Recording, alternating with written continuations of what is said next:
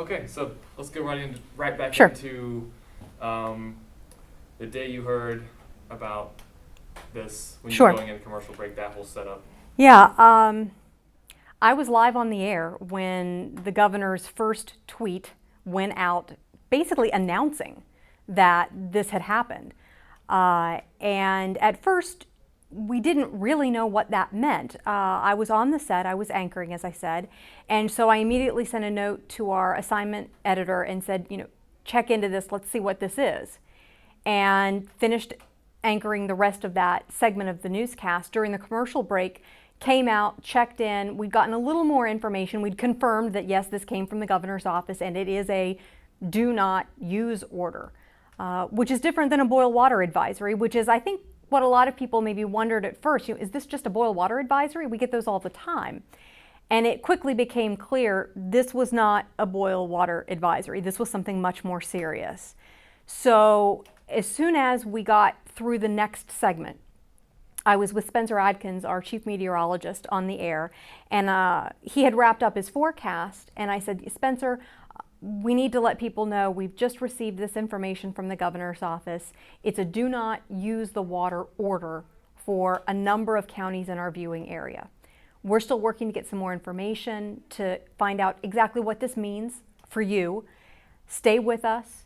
We'll be giving you more information as we get it, both here on the air, online, and via Twitter and our Facebook page. And that was really the start. We were live on the air when it happened, and it just snowballed from there. So basically, as far as covering it, I kind of came at it from various media, various platforms, covering it in a variety of ways, from either aggregating information from other reporters out in the field or pulling in information that we were gathering ourselves. So walk me through the day that you heard of the information, when you heard it, where you heard it from, and then sort of give me that, what was the mindset during that first initial few hours when it occurred, when you first heard it? Sure. Well, the one thing I do remember about it is that I was over at the state capitol earlier that day. We had another freelance reporter was coming into work for us to cover the legislative session.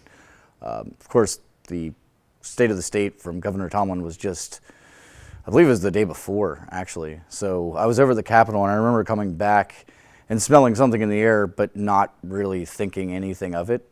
I think that, at that point, no one had any clue. Surprising enough, the instinct didn't kick in for everyone in that area immediately, but I remember coming back to the station, and a few hours later we found out, and then the West Virginia American Water, and the governor's office issued the do not use notice, or the ban on using using the water for anything except to flush the toilet or to put out fires. So, those first few hours, it was the afternoon whenever the story was breaking from other outlets. And my colleague and I, Ashton, we sort of picked up and tried to gather as much information as we could at that point. So When you first heard about Okay, well, in the Innovator in Residence program, we're always looking at a way to do experimental reporting with new technology, but we're also always looking for, what is the news hook? What are the pressing issues of the day? And for us in West Virginia, having just come out of, at that time when we were first looking at developing this particular program, the chemical spill in Charleston. Okay. Which is great, very huge, very important in terms of driving science forward, because scientists communicate with each other and keep pushing each other forward as we make discoveries.